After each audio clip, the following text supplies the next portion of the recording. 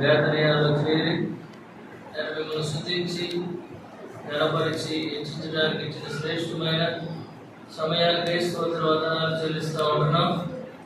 8 మాసాలు కాచి కాపాడి భద్రపరిచి 9వ మాసం మొదటి ప్రభు పండుగ దినంలో మిమ్మల్ని ఆరాధించి స్తుతించి కూడా రావడానికి మీరు ఇచ్చిన మహాప్రభుకై స్తోత్ర వందనాలు చెల్లిస్తూ ఉంటున్నాం. రావాల్సిన వారు కూడా సకాలంలో తోడుకుని తీసుకుని రమ్మని ప్రార్థన చేసుకున్నాం. ఆరాధన వర్తమానం కొరకే నిలబడిన దాసుడు అయోగ్యుడు అపాత్రుడు, ఆయన ఏమాత్రం యోగ్యత లేనివాడు మీ శిలువ మరుగు చేసుకుని మీ కలువరి శిలువ రక్తదారంలో కడిగి పవిత్రపరిచి పరిశుద్ధపరచండి. మత్తయి సువార్త 10:20, నిర్గమ 4:12, 1:9, యోహాను సువార్త 3:33, 34 కొలతలేని మీ ఆత్మను అనుగ్రహించి సహాయం చేయండి, కృప చూపించండి. నేను ఇక్కడ మీ దాసుడు దైవసేవకుడు అన్న అక్క పిల్లలతో కూడా ఇక్కడ సేవ జరిగించడానికి రావడానికి కూడా మీరు ఇచ్చిన కృపకై స్తోత్ర వందనాలు చెల్లిస్తుంటున్నాం. వారి పరిచయం కూడా దీవించి ఆశీర్వదించండి. బెరాగాల్లో జరుగుతున్న పరిచర్య, సార్వత్రిక మందిరంలో జరుగుతున్న ఆరాధన క్రమం ఎబ్రోల్లో ఆయన మీరు దీవెనకరంగా ఆశీర్వదకరంగా చేయమని ప్రార్థన చేసుకుంటున్నాను. ఆయన ముందున్న పరిచయ కొరకే మమ్మల్ని సిద్ధపరిచి బలపరచమని, నన్ను నేను మీ పాదాల చేత సాగిలపడి నేను మీ పాదాలు పట్టుకుని మీ వైపు చూస్తుండగా మీ దక్షిణ హస్తం చేత నేను ఆదుకొని ఆదరించి బలపరిచి సహాయం చేయండి. ఇప్పుడు వరకు పాటల ద్వారా మహిమ పొందుతూ వచ్చినందుకే మీకు వేల కొలది వందనాలు చెల్లిస్తూ యేసుక్రీస్తు నామములో అతి వినయంగా ప్రార్థించి అడిగి వేడుకుంటున్నాం పరమ తండ్రి, ఆమేన్.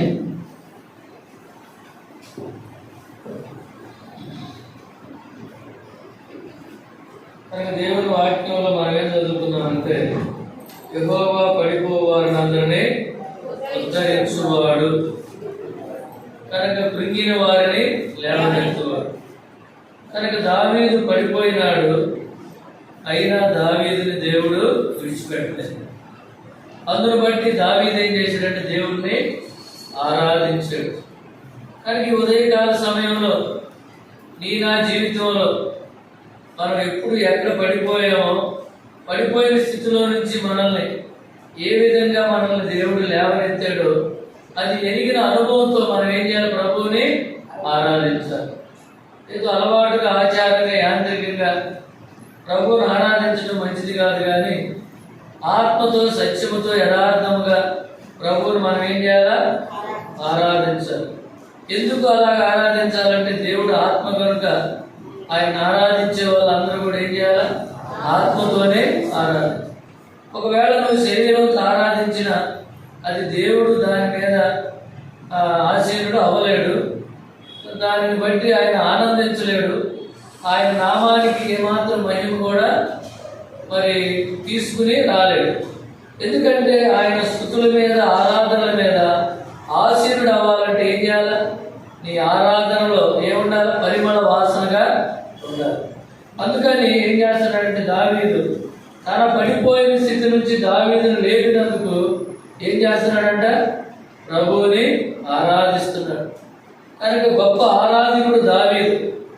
కనుక గాయకుడు, తర్వాత వాయిద్యకారుడు, రచయిత. కనుక దావీదులో ఎన్నో గొప్ప సుగుణాలు ఉన్నాయి. కనుక తను రాజు అయినప్పటికీ తనకు పైగా ఒక రాజు ఉన్నాడని ఎరిగాడు, గుర్తించాడు.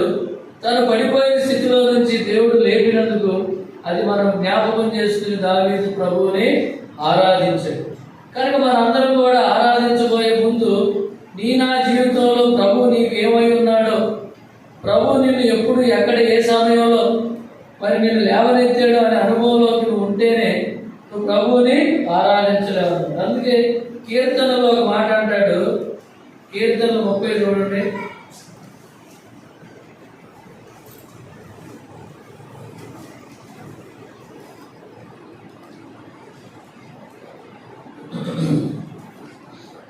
దావీదు అనే మాట చూడండి, మొదటి వచనం, యెహోవా నా శత్రువులను నా విషయమై సంతోషింపనీయక నీవు నన్ను ఉద్ధరించి ఉన్నావు, అందుకై నేను నిన్ను కొనియాడుచున్నాను. అందుకని ఏం చేస్తున్నాడంట దావీదు? కొనియాడుచున్నాడు. కొనియాడి పాడి కీర్తించి నిన్ను నా కనుక హృదయపూర్వకంగా కొనియాడి కీర్తించి వర్ణిస్తున్నాడంట. కనుక ఆయన హృదయ అంతరంగంలో నుంచి ఆరాధన ఏమవుతుందంట? వెల్లువికి వస్తుందంట. ఆ విధంగా దావీదు ఆరాధించినట్టుగా మనం ఇక్కడ చూస్తూ ఉంటున్నాం. కనుక పడిపోయిన నిన్ను నన్ను, పడిపోయిన దావీదును కూడా దేవుడు ఎలా వదిలిపెట్టలేదు, నిన్ను కూడా నన్ను కూడా ఆయన ఏం చేయలేదంట? విడిచిపెట్టలేదు. కనుక అందును బట్టి దేవా, నేను పడిపోయినప్పుడు, నేను కృంగిపోయినప్పుడు నీవు నన్ను విడిచిపెట్టినందుకు నీకు వేలాది కొలది వందనాలు, స్తోత్రాలు. అందుకని ఇంకో మాట ఏమనుందంటే 94వ కీర్తనలో మాట ఏమనుందంటే చూస్తే మనకు అర్థమవుతుంది.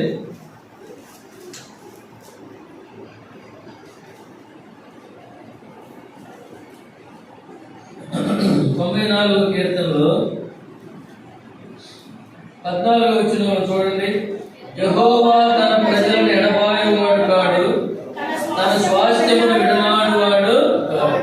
కనుక మనల్ని అందరూ విడిచిపెట్టిన కనుక యెహోవా మనల్ని ఏం చేయడంట? విడనాడు. అంటే ఎవరు విడిచిపెట్టినా ఆయన నిన్ను నన్ను విడిచిపెట్టే దేవుడు. పడిపోయినప్పుడు, కృంగిపోయినప్పుడు నిన్ను నన్ను ఉద్ధరించే దేవుడు. నీ శత్రువులు, నా శత్రువులు మన విషయమై సంతోషింపనీయక మనల్ని ఏం చేశాడంట? ఆయన ఉద్ధరించాడు. అందుకై నేను నిన్ను కొనియాడుతున్నాను అంటున్నాడు. కానీ ఈ ఉదయకాల సమయంలో దావీదు జీవితం, దావీదు అనుభవాన్ని మన అనుభవంగా తీసుకుని మనం ఏం చేయాలి? ప్రభువుని ఆరాధించబద్దులమై ఉన్నాం. కనుక యెహోవా తన ప్రజలను ఎడబాయువాడు కాడు, తన స్వాస్థ్యమును విడనాడువాడు కాడు. స్వాస్థ్యం అంటే అర్థం ఏంటంటే తనకున్నదంతా కూడా మనల్ని నుంచి కొనుక్కున్నదే ఆయనకి స్వాస్థ్యం అన్నమాట. నీవు నేను స్వాస్థ్యం అన్నమాట. ఉదాహరణకి మన ఇంటికి మన పిల్లలు వచ్చినప్పుడు, స్కూల్ నుండి వచ్చినప్పుడు ఏం చేస్తారంటే పరిగెత్తుకుంటూ వచ్చి మనల్ని కౌగిలించుకుని ఆ బ్యాగ్ అక్కడ పడేసి ఏం చేస్తారు? మనల్ని ముద్దు పెట్టుకుంటారు మన పిల్లలు. అదే బయట వాళ్ళు వచ్చారనుకో, ఇంట్లో ఎవరండి, ఉన్నారా లేదా అని అడుగుతారన్నమాట. అయితే దేవుడు మన జీవితంలో మనల్ని స్వాస్థ్యంగా చేసుకున్నాడు. అందును బట్టి మనం ఏం చేయాలి? ప్రభువుని ఆరాధించబద్దులమై ఉన్నాం. తన ప్రజలుగా చేసుకోవడానికి, ప్రతి విధమైన అపవిత్రత నుంచి తప్పించడానికి తన్ను తాను అప్పగించుకున్నాడు. కనుక ప్రతి విధమైన అపవిత్రత నుంచి పడిపోయాం, పాపంలో పడిపోయాం, అవిధేయతను బట్టి పడిపోయాం, దుర్మార్గత దుష్టత్వం బట్టి పడిపోయాం. కనుక లోకంలో, పాపంలో, అంధకార సంబంధమైన చీకటిలో పడిపోయాం. దిక్కుతోచని గురి గమ్యం లేనటువంటి పరిస్థితుల్లో పడిపోయాం. పడిపోయిన నిన్ను నన్ను ఆయన ఏం చేశాడంట? విడిచిపెట్టలేదు. కనుక తర్వాత ఆయన నిన్ను నన్ను ఎడబాయలేదు. కనుక నీ నా జీవితంలో నిరుత్సాహంలో, కనుక బలహీనతలో, భయంలో, నీకు దిక్కులేని, కనుక భయంకరమైనటువంటి ఎవరు నిన్ను ఆదరించలేని ఆ పరిస్థితుల్లో అసమానమైన అద్భుతమైన దేవుడు ఆయన కుమారుడైన యేసుక్రీస్తు ప్రభువారిని ఈ భూమి మీదకి ఏం చేశాడంట? నిన్ను నన్ను లేవనెత్తడానికి, నిన్ను నన్ను ఉద్ధరించడానికి, నిన్ను నన్ను ఆదుకోవడానికి ఏం చేశాడంట? ఆయన కుమారుడైన యేసుక్రీస్తు వారి శిలువ బలియాగం ద్వారా, చిందించిన రక్తం ద్వారా మనల్ని ఏం చేశాడంట? లేవనెత్తాడు. మనమైతే ఏం చేస్తాం? పడిపోయిన ఇంకా పడిపోవాలి, ఏం చేస్తాం? ఇంకా పడిపోవాలంటాం. కనుక ఆయన దేవుడు గనక, ఆయనలో ఉన్నది దైవికమైన ప్రేమ గనక, ఆ పరలోక సంబంధమైన ప్రేమను బట్టి ఆయన ఏం చేశాడంటే మనల్ని ప్రేమించాడు. అందుకే పాడుకుంటాం, ఓ యేసుని ప్రేమ ఎంతో మహనీయము,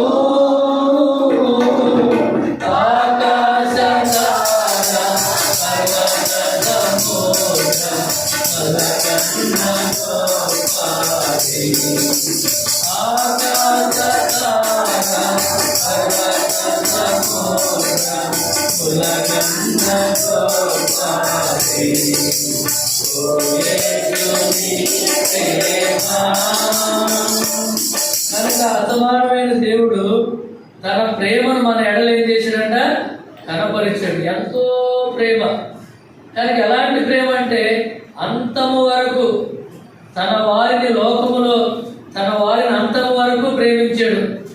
అంతము వరకు అనే మాటలో కింద పుట్టినట్లు ఏమనుందంటే సంపూర్ణంగా మనల్ని ప్రేమించాడు. తనకంటూ ఏమీ మిగుల్చుకోలేదు. కనుక మనం కూడా మన పిల్లల విషయంలో మనకున్నదంతా ఇచ్చేసి వాళ్ళు ఏం చేస్తామంట ప్రేమిస్తాం.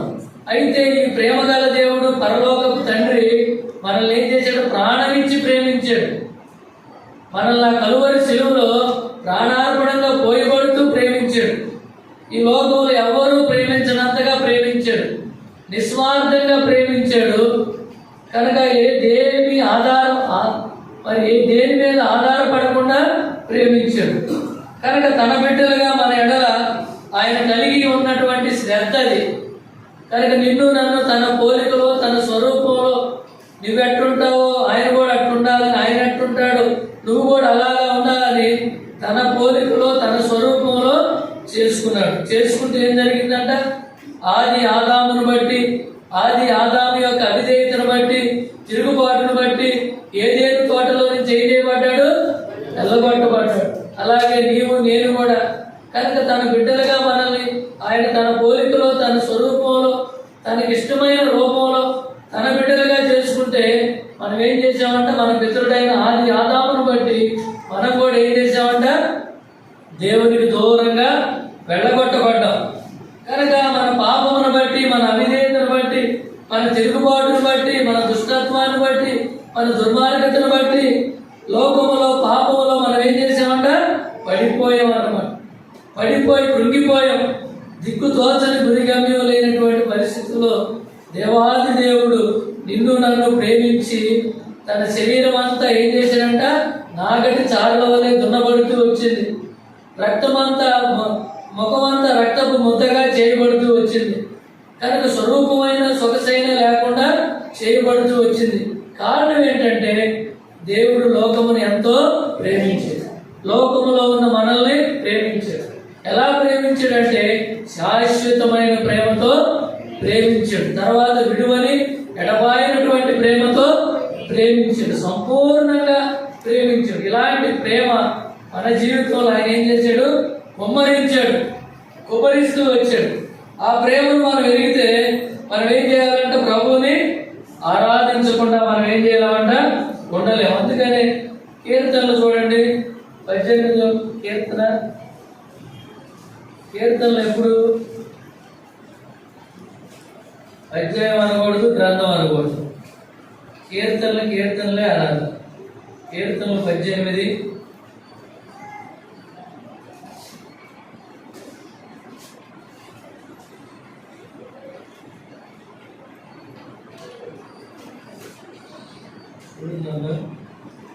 చూడండి, 35వ వచనం.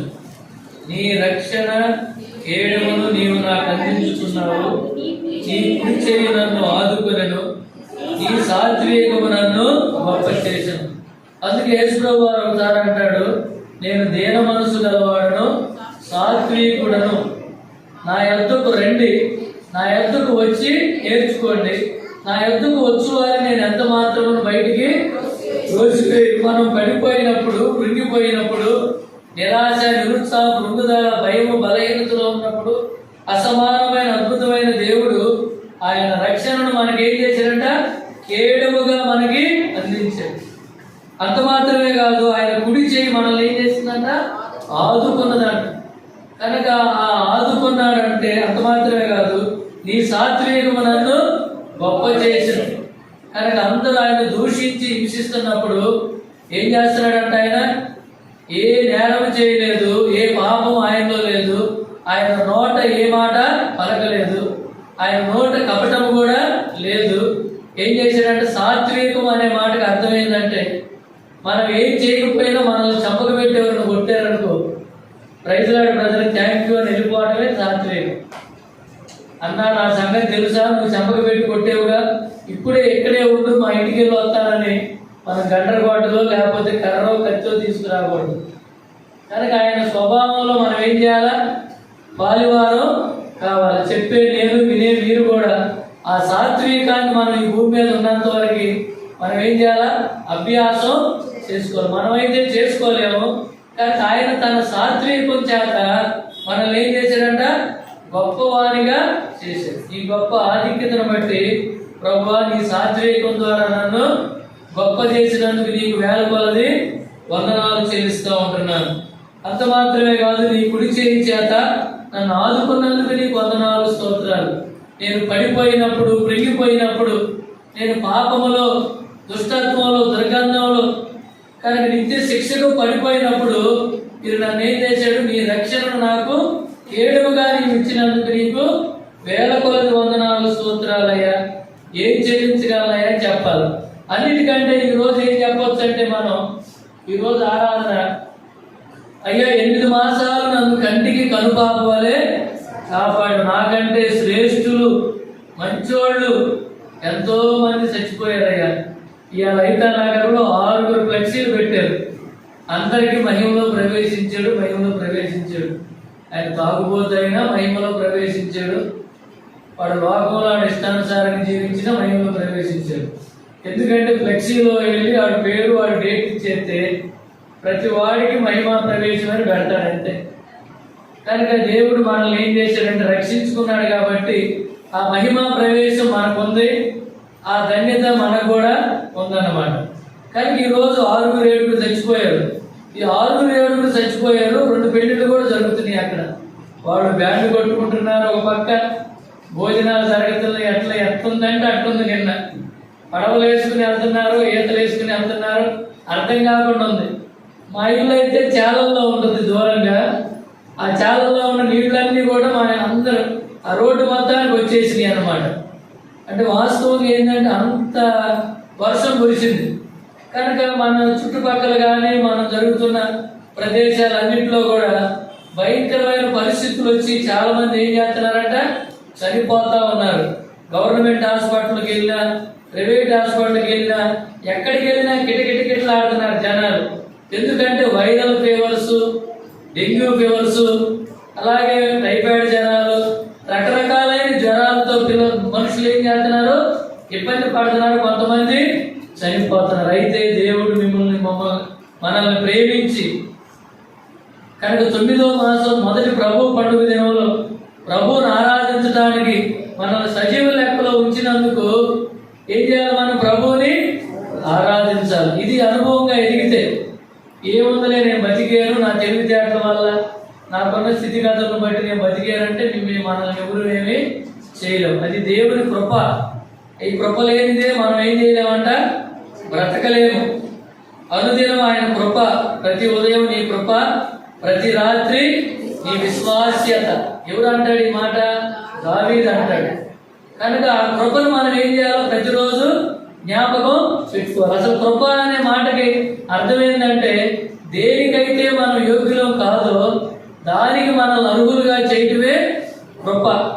ఇట్టి కృపకు మనల్ని పాత్రులుగా చేసినందుకు మనం ఏం చేయాలి? ప్రభువుని ఆరాధించబద్దులమై ఉన్నాం.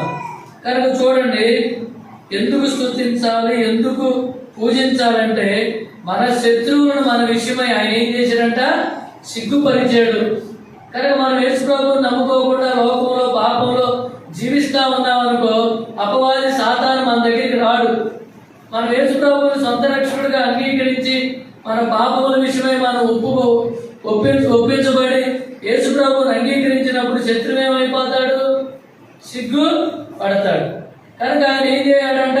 సిగ్గును పొందుతాడు అనమాట. అందుకని ఈ ఉదయకాల సమయంలో నిన్ను బట్టి, నన్ను బట్టి శత్రువుని ఏం చేశాడంటే దేవుడు సిగ్గు పరిచాడు. అందుకని కీర్తనలు ఇంకో మాట చూడండి,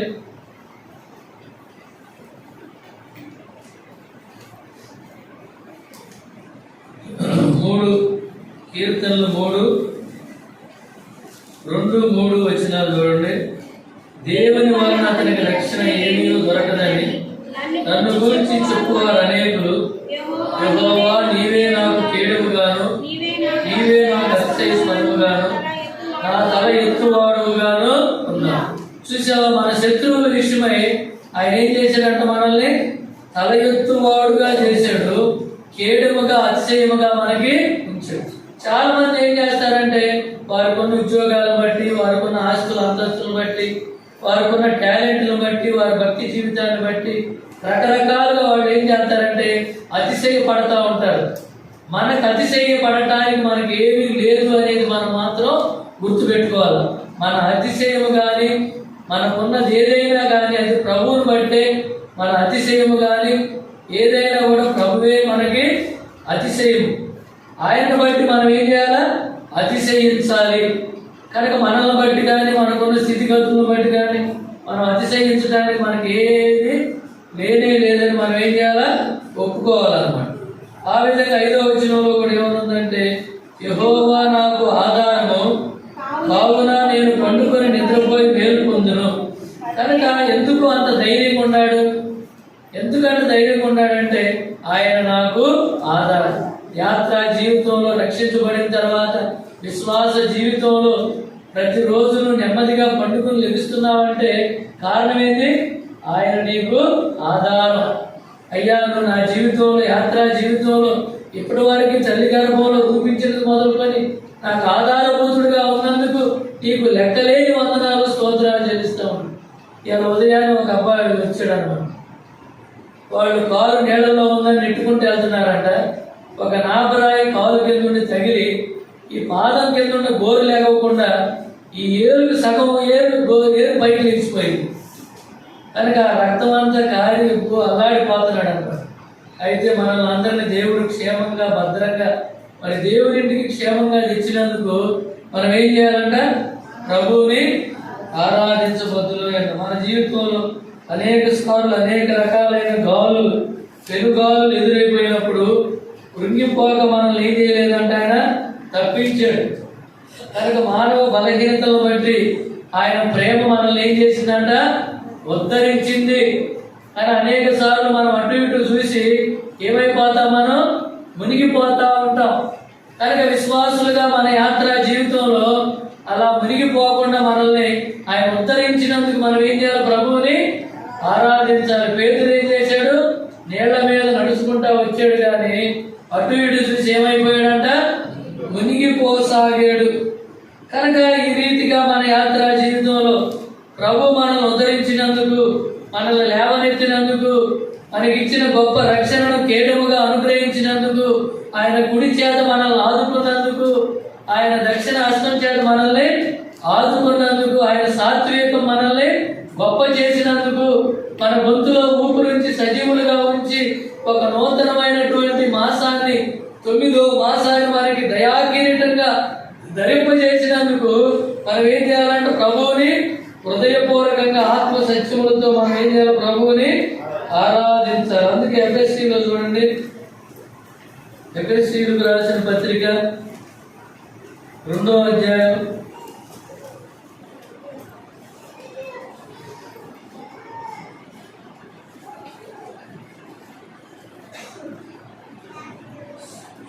2వ అధ్యాయం 2వ వచనంలో చూడండి, మీరు వాటిని చేయొచ్చు వాయు మండల సంబంధమైన అధిపతిని అనగా అవిధేయులైన వారిని ప్రేరేపించు శక్తికి అధిపతిని అనుసరించి ఈ ప్రపంచ ధర్మము చొప్పున మునుపు నడుచుకుంటుంది. ఒకప్పుడు మన జీవితం ఇది. అయితే మనల్ని ఏం చేశాడంటే ఆయన ఒకప్పుడు మనల్ని ఏం చేశాడు? వాటి నుంచి ఈ లోక సంబంధమైనటువంటి భక్తి వైరాగ్యం నుంచి మనల్ని ఏం చేశాడంటే ఆయన తప్పించాడు. అందును బట్టి మనం ఏం చేయాలి? ప్రభువుని ఆరాధించాలి. విశ్వాస జీవితం ఏ స్థితిలో పడిపోయిందో మనకి తెలిసింది. కనుక తెలిసినా మనం ఏం చేస్తామంట? అలాగే సాగిపోతూ ఉంటాం. కనుక వాక్యం చదువుతుంటే అర్థం కాదు, ప్రార్థన చేస్తేనే నడిపింపు రాదు. అయితే మనల్ని దేవుడు ఏం చేస్తాడంటే అనుదినము విశ్వాసిగా రక్షించబడిన నిన్ను ఆయన విడిచిపెట్టక ఏం చేస్తున్నాడంట? ఉద్ధరిస్తూ ఉన్నాడు. కారణం ఏంటంటే ఉద్ధరిస్తూ ఉన్నాడు. ఎందుకంటే అబ్రహాము ఏం చేశాడంట? దేవునికి బలిపీఠం కట్టాడంట. కనుక లోతు కూడా బలిపీఠము కట్టాడు. ఎందుకంటే ఈ బలిపీఠం కట్టిన కారణాన్ని బట్టి దేవుడు ఏం చేసినాడంటే వారిని ఉద్ధరించినాడు. అలాగే నా జీవితంలో ఆ బలిపీఠం అనేది ఏంటంటే ఆరాధనకి సాదృశ్యంగా మనకి జ్ఞాపకం చేయబడతా ఉంది.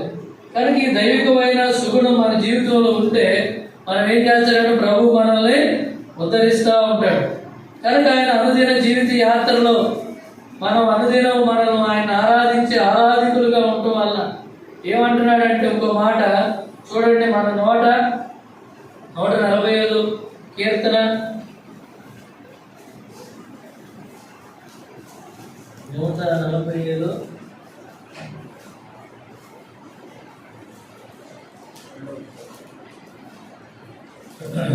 145:21 నా నోరు యెహోవాను స్తోత్రము చేయును, శరీరులందరూ ఆయన పరిశుద్ధ నామమును నిత్యము స్తుతించుదురుగాక. ఈ అనుభవంలోనికి మనము చెప్పిన వాక్యమానికి అనుభవించుకుని ఈ నోరు ఏం చేయాలంటే ఇప్పుడు ఆయనను స్తోత్రము చేయాలి.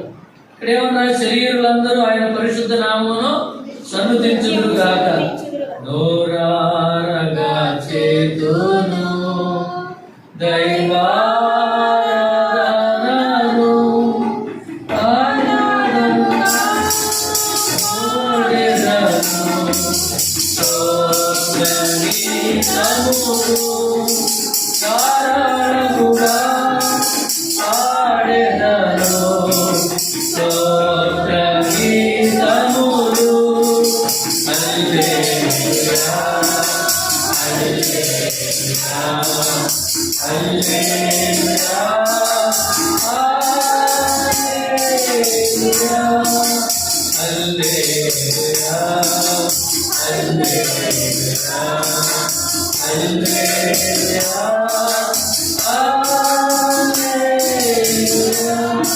నా నోరు యెహోవాను స్తోత్రము చేయను. ఇలాంటి తీర్మానంలో వాక్యం విన్న నీవు నేను మనందరం ఏం చేయాలా? ప్రభువుకి స్తోత్రము చెల్లించాలి.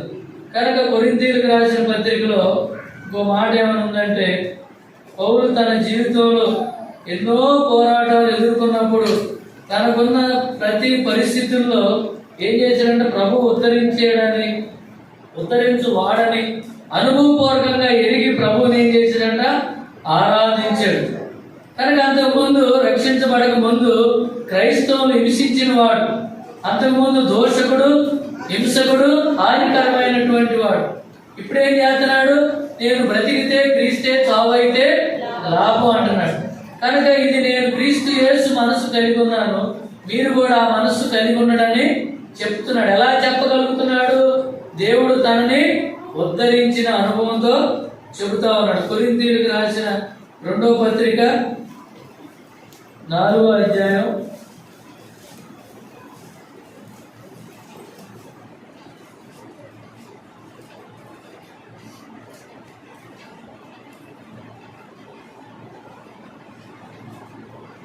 4, 9, 8 అమ్మా. 8 ముందు 9 చదువుకుని తర్వాత 8 చదవాలి. తరమబడుచున్నను దిక్కులేని వారము కాము, పడద్రోయబడిన నశించు వారము కాము. ఇప్పుడు 8 ఎటుపోయినను శ్రమపడుచున్నను ఇరికింపబడు వారము కాము, అపాయములోనూ కేవలం ఉపాయం లేని వారము కాము. నిన్ను నన్ను ఈ విధంగా ఆయన బలమైన బలిష్టమైన తన బాహువుల కింద మనల్ని ఆయన ఏం చేస్తాడంట? ఉద్ధరిస్తా ఉన్నాడు. అందుని బట్టి మనం ఏం చేయాలి? ప్రభువుని ఆరాధించాలి. అంత మాత్రమే కాదు, ఆయన ద్వారా కరుణాద్వారము, ఆయన ద్వారా కరుణ మనకు అనుగ్రహించబడింది. చూడండి, రోమీయులకు రాసిన పత్రిక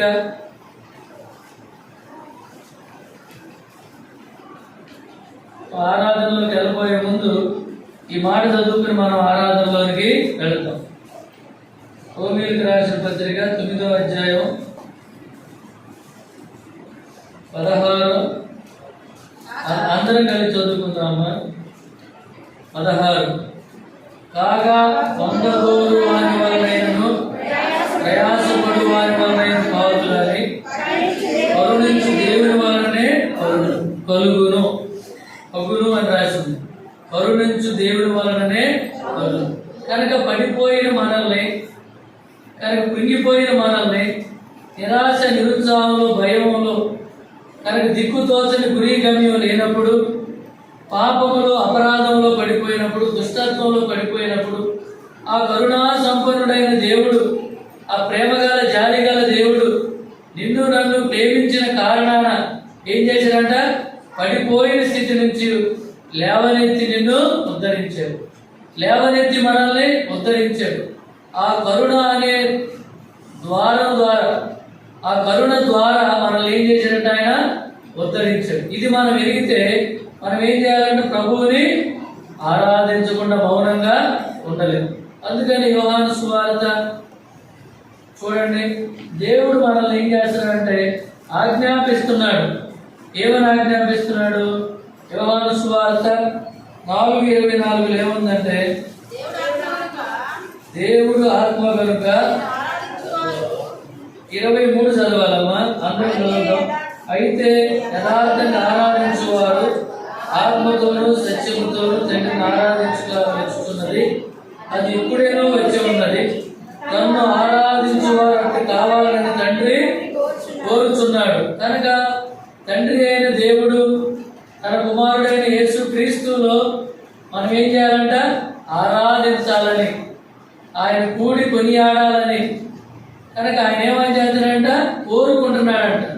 కనుక మీ పిల్లలు 5 స్టార్ చాక్లెట్ అడిగితే మీరేం చేస్తారు? తీసుకొస్తారా? తీసుకురారా? కనుక అలాగే మీ పిల్లల విషయంలో మీరు ఎంత ఆశగా ఉన్నారో ఆయన కూడా తండ్రిగా తన పిల్లల విషయంలో ఎంతో ఆశగా ఆసక్తిగా ఉన్నాడు అనమాట. చూడండి, కనుక ఇక్కడ ఏమని రాసిందంటే, ఇప్పుడు తండ్రి కావాలని కోరుకుంటున్నాడు. ఏమని కోరుకుంటున్నాడు? దేవుడు ఆత్మ కనుక ఆయన ఆరాధించువారు ఆత్మతోనూ సత్యముతోనూ ఆరాధించు. కనుక ఈ కొద్ది మాటలతో మనం ఏం చేయాలంటే ప్రభువుని ఆరాధించబద్దులమై